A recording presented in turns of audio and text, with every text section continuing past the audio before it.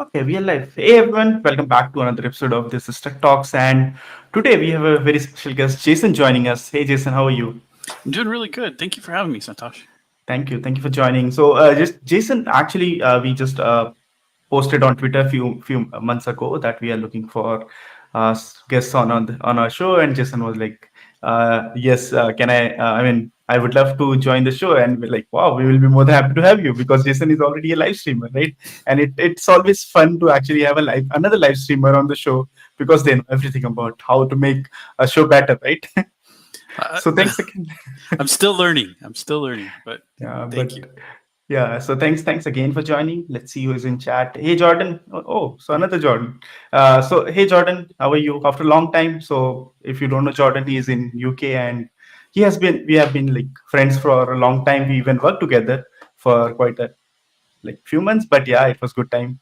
So thanks again for joining, Jordan. So Jason, would you like to first go ahead and introduce yourself? Yeah, my name's Jason Warner.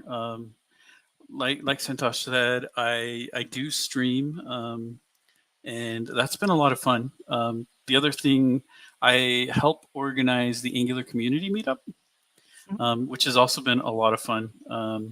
And then, in my day job, I'm a full stack developer, but I mainly focus on Angular in the front end. Um, and yeah, that's kind of me. Oh, nice. So the Angular Community Meet by ngconf, is that the one, right? So ngconf is one of our sponsors, but we aren't actually a part of ngconf. That's one of the things we want to make sure that we're um, Oh, yeah. it was originally started by the organizers of ngconf, but we've kind of they kind of gave it to us and said you're your own thing. Mhm. And they're very supportive and they help us. Like they retweet and they share our stuff on their channel. Um, but yeah, I guess we're close, but we aren't actually a part of ngconf. Nice. So are you planning to go just continue with the like virtual, or you are planning to go like physical, physical meetups as well? Yeah, we that one's right. The reason we went online was just because of all the stuff. Well, Yeah, yeah. the um, but our audience is all over, right? We get Mhm. people from Australia, we get people from Europe, India, um, and so it doesn't really make sense for us to go physical. And so we will stay online, which has been great for us. We've been able to make friends all over the world. And in October, we're actually launching a Spanish speaking conference. So to help people whose primary language is Spanish talk about Angular or even just web development in general. So So it will be virtual or what? it will be virtual also. Okay. So Oh, yeah. nice. That's cool. I mean, that's a great initiative. So, what's your plan for the like? It's almost over, right? So, Mhm. 2022 will be gone in 3 months. So, what is your plan for upcoming months? Oh man. So we're getting close to my daughters. I have two daughters, and they are competitive dancers. So we're getting close Oh, to dance season, okay. where they travel and they compete against other dance teams. So that's a lot of fun. So right now, my wife and I are basically chauffeurs for my two daughters as we get them to practices and all that stuff to get ready. Um, that will pick up more towards the end of the year. Beyond that, like streaming, I plan to just keep streaming through the rest of the year. That's been a lot of fun. And hmm,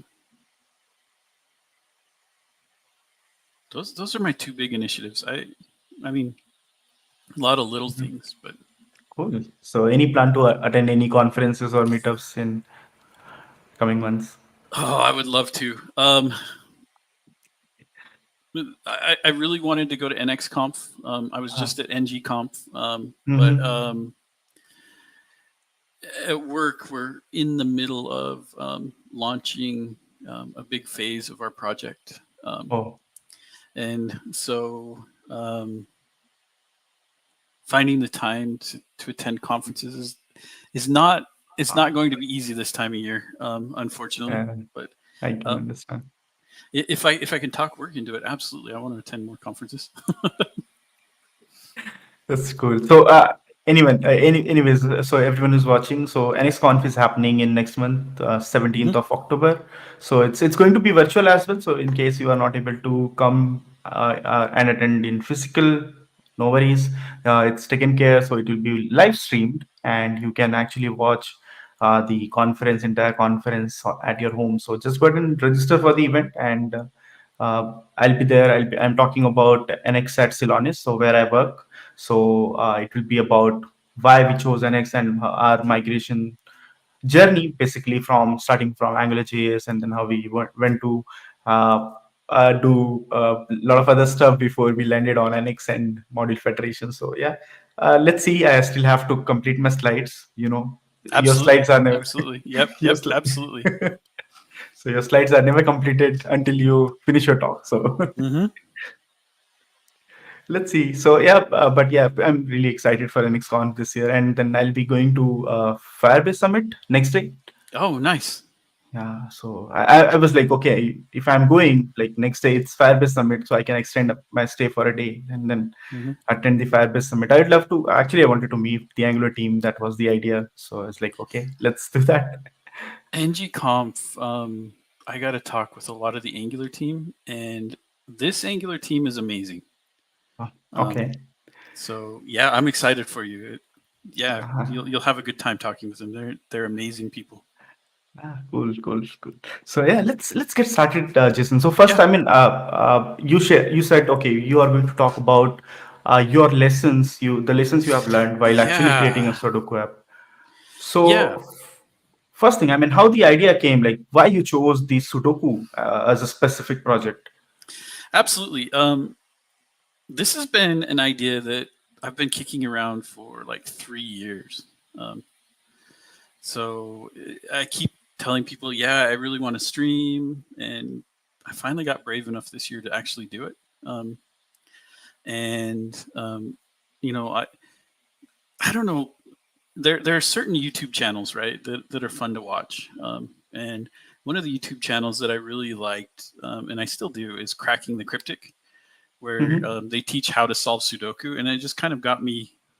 I'm not a good Sudoku player, but it taught me a whole bunch about the game, and so I was like, um, not a lot of people are doing, Sudoku games.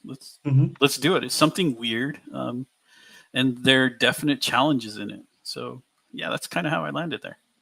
Oh, cool. So so you decided to do it in Angular, or you chose any other technology?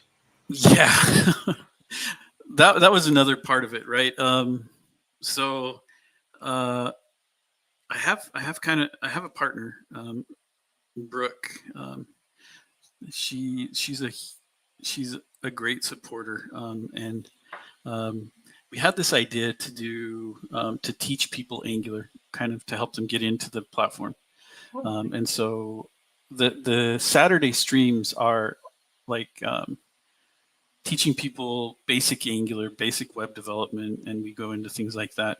Um, and so I wanted to stream a bit more just to try and build an audience. And I was like, what's the weirdest thing I can do? And I was like, a game in Angular. Angular's like this enterprise. Yeah. Um, and so, yeah, that's why I chose it. It was just to be different and to challenge myself. Oh, nice, nice. Hey, Lars. Hey, Lars. Thanks for thanks for Hello. joining. Sorry I'm late.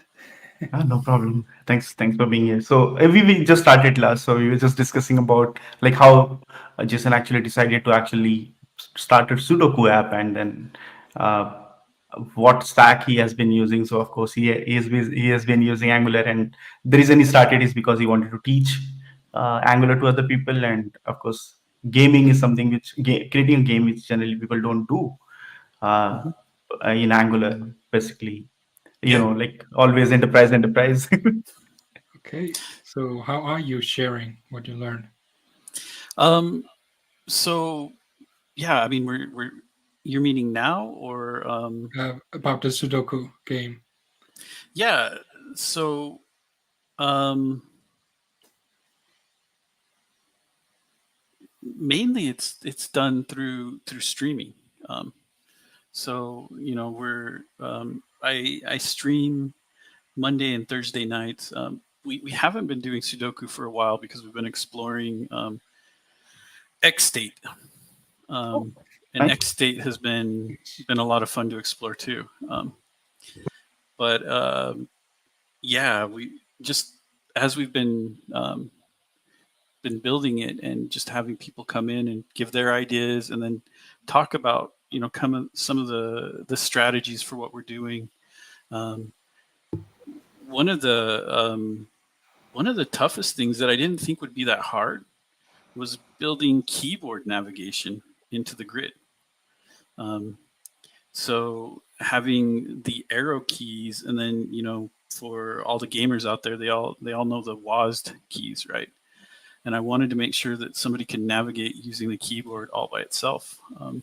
Did you use the Angular CDK for that keyboard I navigation? didn't. No, that was one of the challenges that I gave myself when I started this. I didn't want to use a lot of frameworks, and I didn't want to use CSS frameworks. That's the other big challenge, right? Because we rely on a lot of crutches, and so to actually do the navigation, we used RxJS and from event, and listen to the different keyboard events. And then we piped that through RxJS operators, filtered things down, and then mapped them over um, to the navigation events. The goal being that at some point in the future we could add in configuration to where somebody else could add other keys to do the navigation. So it was it was more of a challenge than I ever expected it to be.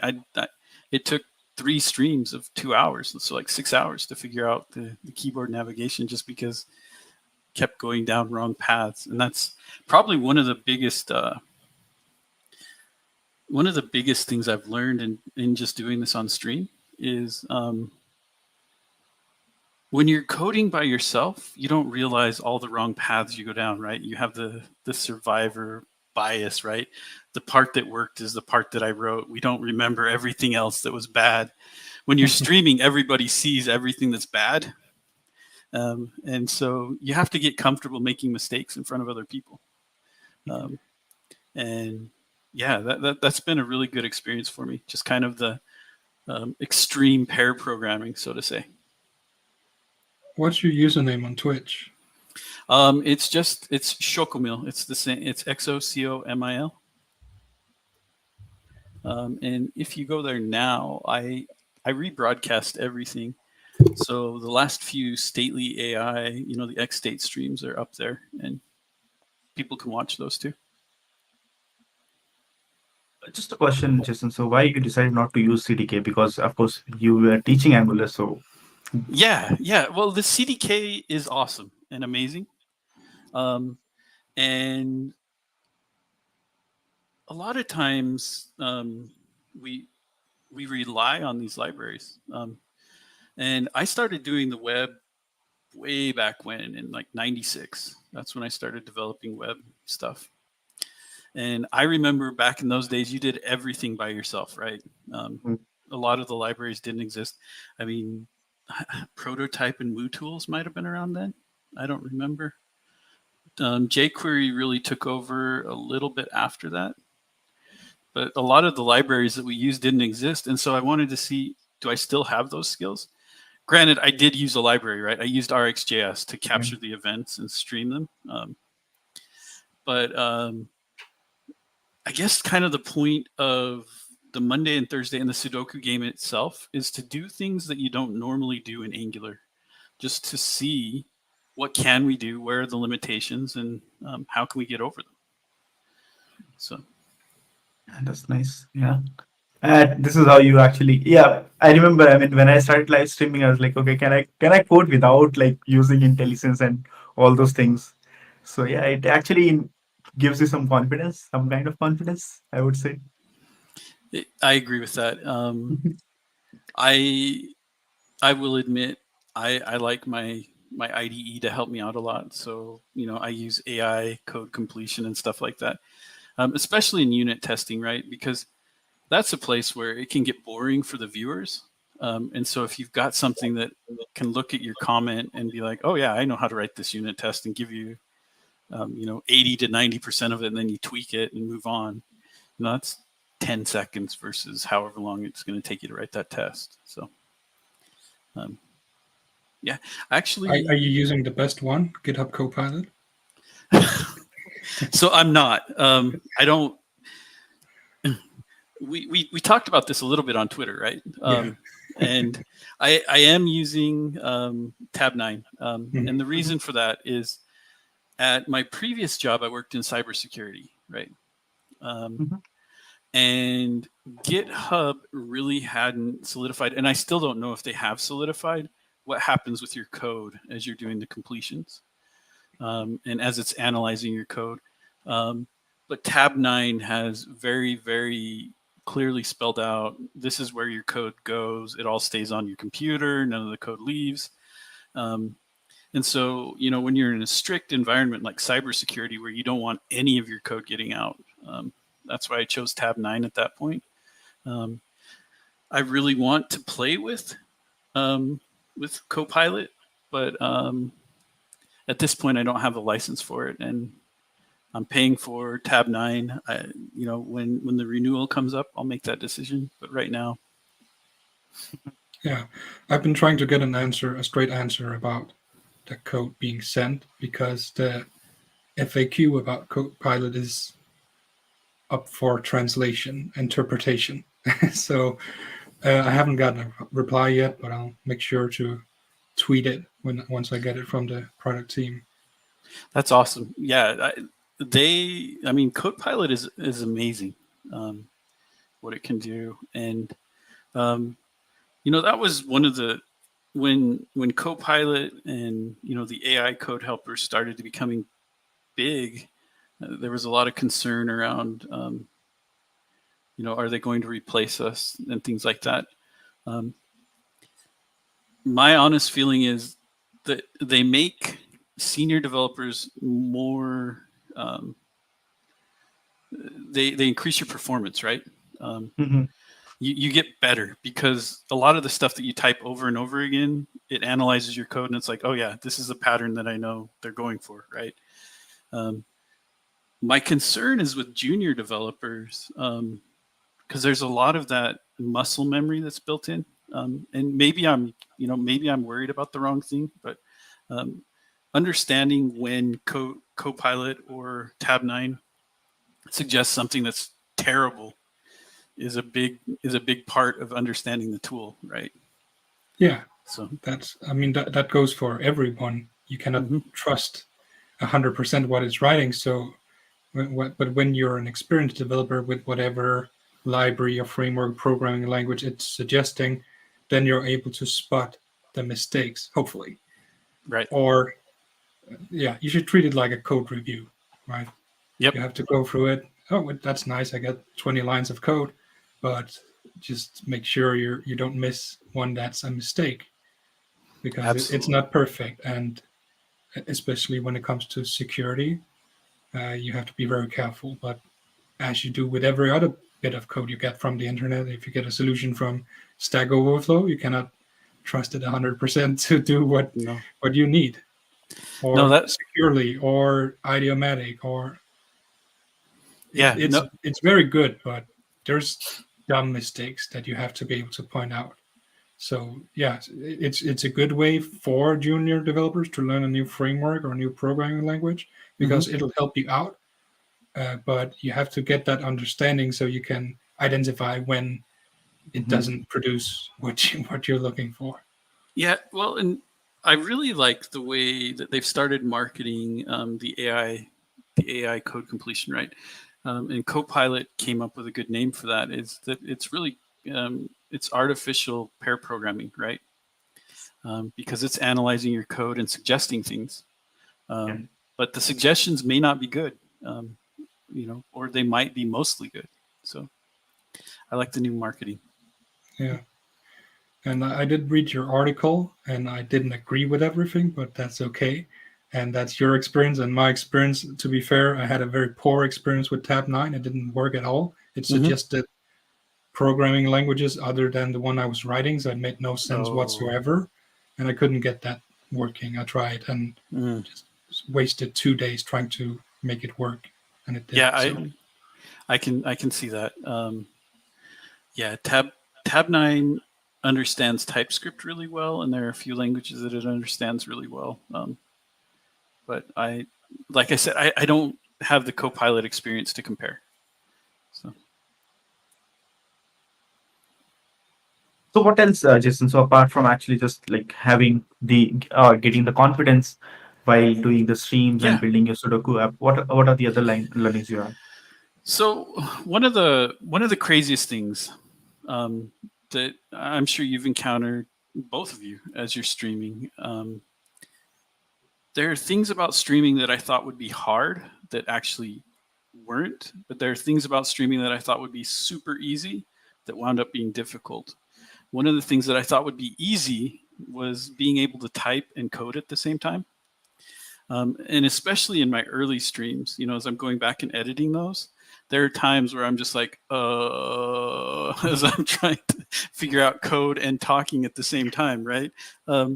I did not realize just how difficult it is to keep one part of your brain trying to be entertaining and explaining what you're doing, and another part of your brain trying to be tactical. And so that was incredibly difficult.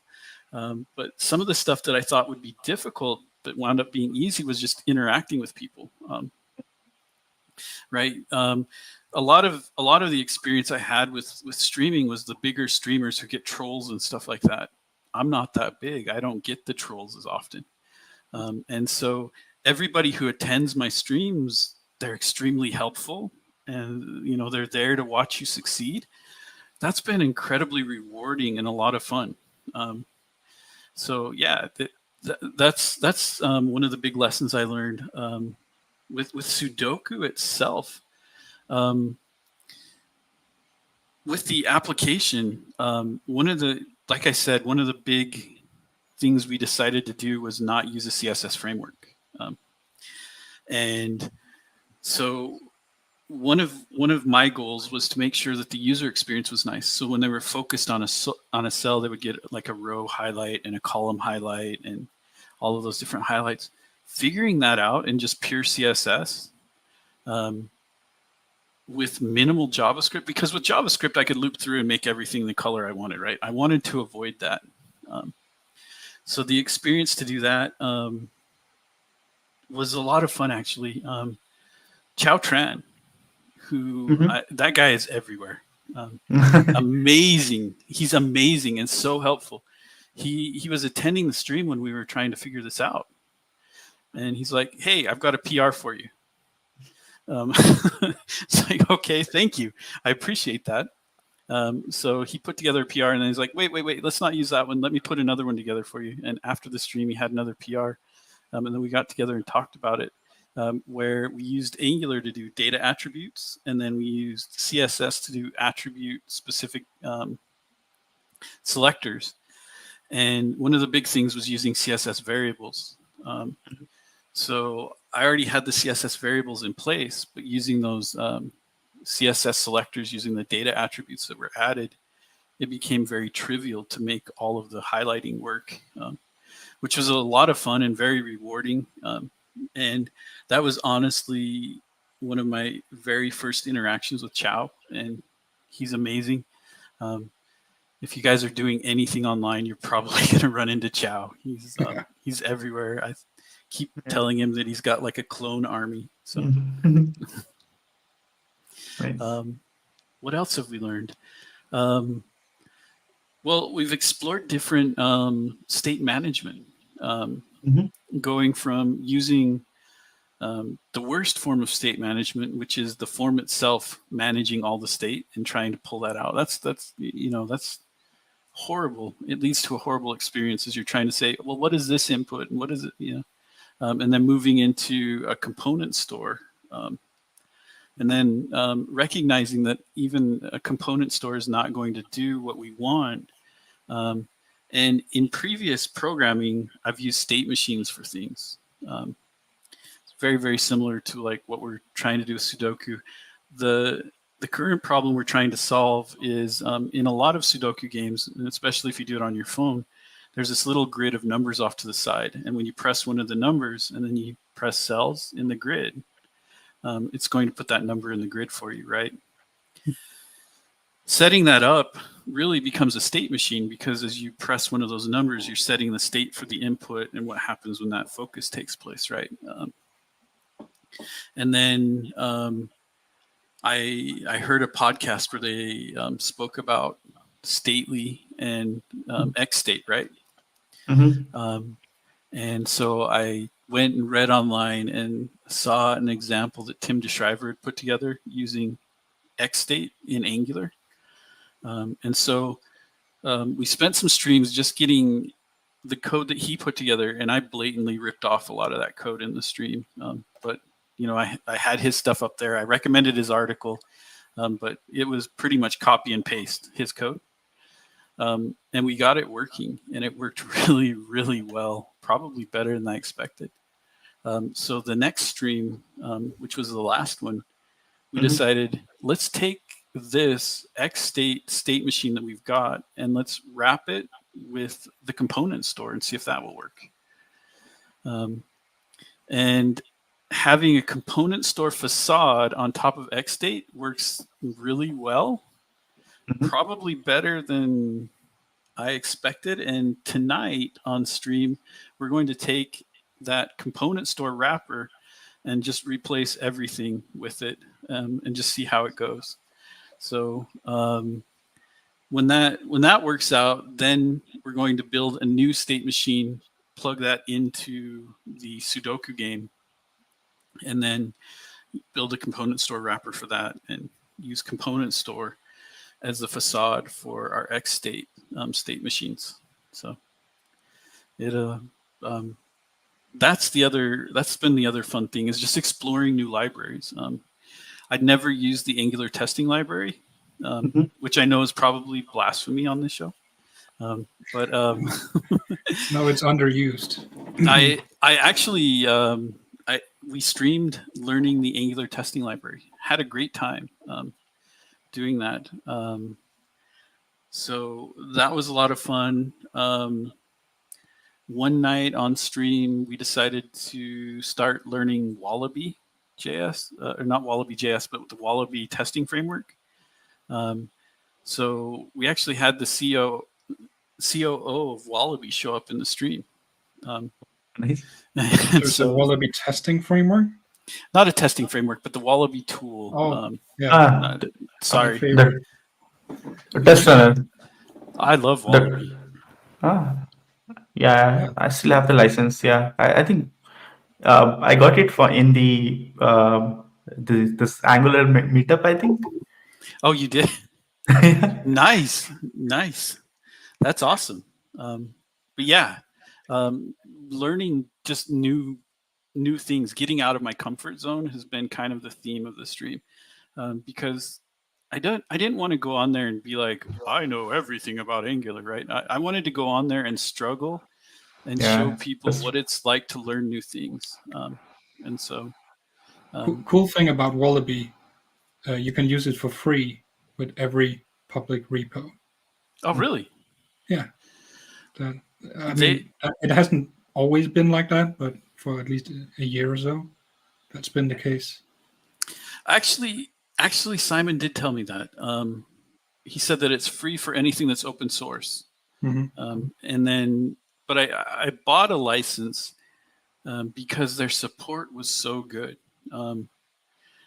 When I was having some issues, their support, Australian time is a little bit off. And so I would send an email with stuff, and then I would wake up in the morning and they would have answers for me. I would send off emails. Their support was so good that I bought a license to support the company. They were, but I agree. I highly recommend Wallaby, and even Quokka. And Coding Ninja. I really want to get my hands on that one. I really want to get my hands on that one. But yeah, and the cool thing about that is I'd seen Wallaby in the past, but I was like, oh, it's just a test runner like Karma. I don't need that. That was honestly, the decision I made. It was a poor decision, and I admit that now. But I had some people in stream, and one in particular, and he's like, "You need to do Wallaby. You need to do Wallaby. You need to do Wallaby." So finally, I gave in, and that's one of the things I've really enjoyed. Is it's good, as you get more and more experience in development, it's easier to kind of stay in your comfort zone and, I know things, right? I think it's good to be exposed to things outside of your comfort zone. And that's what streaming's really done for me, is people have been suggesting libraries or asking, hey, are we going to do this? One last piece that I want to add to Sudoku before we finish it is the ability to solve a puzzle. And the solver that I want to use, and we'll see if I can successfully do this, is use wave collapse. And use the wave collapse algorithm to pick where to start solving, and then hopefully, collapse the whole puzzle into the solution. And from there, if done right, I think we can then take that wave collapse on an empty puzzle, generate a puzzle, and then clear out cells and have it generate puzzles. So that's the last bit of learning that I think we're going to do with the Sudoku. But it's been a lot of fun. Is it open source? It is. Let me. The repo is on my GitHub. Nice. Let me get you guys the link for that.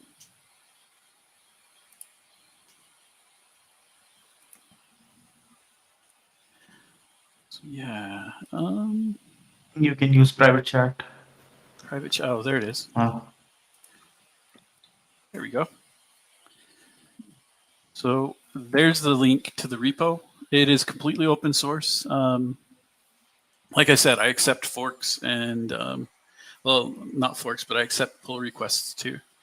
So if somebody sees something they want to do, they can definitely go in and do a pull request. Within there, all of my stream repos are open source, and I don't even know what to call the license. Very similar to BSD or MIT, where take it, do what you want with it, right? So within my repos, I also have the XState under the Learn XState repository, and that one. You don't have a license file in the repo, but in the package JSON generated by Angular CLI, I guess, or NX CLI, it states that is MIT. Okay, so MIT. Oh no, we lost Jason. Probably internet connection or something.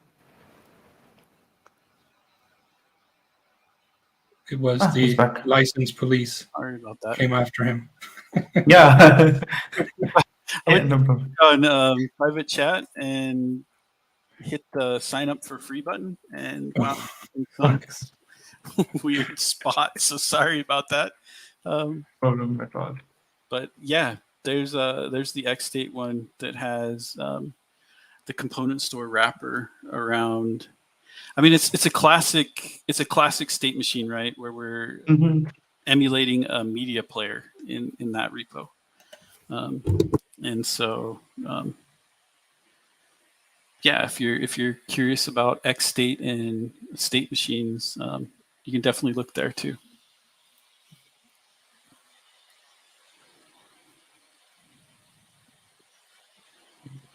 Yep, I think we have almost reached to the end of the session. So anything you want to promote or you want to talk about, Jason? So I did a little bit of promotion in the beginning, but the Angular community meetup, you should definitely come visit us there. We have a lot of fun. Like Santosh mentioned, we do giveaways, and we have good partners. So come join us. we have really good talks. Mhm. Let's see. Streaming wise, yeah, come visit my stream tonight. If you're interested. If not, I get it. I try to edit my streams and put them up on YouTube. Um, I need to figure out how to get an editor, but to do that, I need money because Yeah, editing streams is time consuming. So agreed. I have a lot of respect for people who edit Mhm. streams. So I am very behind on my YouTube editing, but I try to get 2 to 3 videos out a week. So Mhm. uh, yeah. Other than that, I don't. Yeah, those are my big promos. Last, you want to ask anything? No. Um, I'm following your stream now, so maybe I'll see you there sometime. I appreciate Yeah. that. Thank you. Yeah. I also followed, I think, yeah, when once I shared it. So cool. So Thank thanks you so again, much. Jason. Yeah, thanks again for joining us and sharing your learnings. Probably we can join again on the stream. I was just so last joined late, but I was just talking to Jason that okay, probably this is our last or second last stream for the year because next 2 months is going to be like really uh, packed for me, and I'm not sure about the others' availability. So I mean, so glad we actually got him into onto the stream. Yeah. I appreciate you guys having me. It was a lot of fun. Thank you. Thank you for joining us again. So, yep, that's it for the day. And if you have any questions, please reach out to Jason. I think the Twitter handle is in the video description. You It can also is. find his. Yeah. You can also find the Twitch channel. You just go ahead and follow Jason there as well. And we will meet again probably next week and come with another episode. And probably we'll meet again, Jason, next year. We can have some other session as well, right? Probably live coding or something. Absolutely. Absolutely. I'm happy to come talk to you guys whenever you want. So Cool. Thanks. Thanks, everyone. Bye bye.